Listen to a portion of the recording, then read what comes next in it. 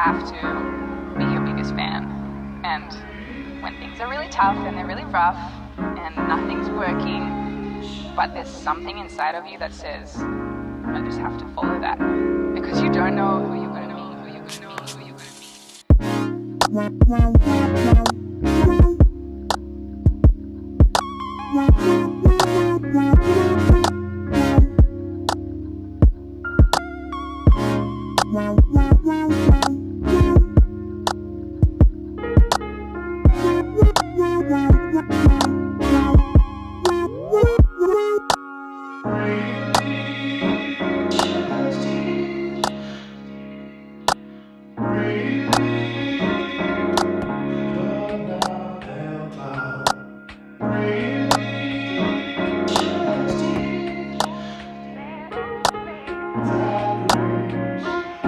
Because you don't know who you're going to be, who you're going to be.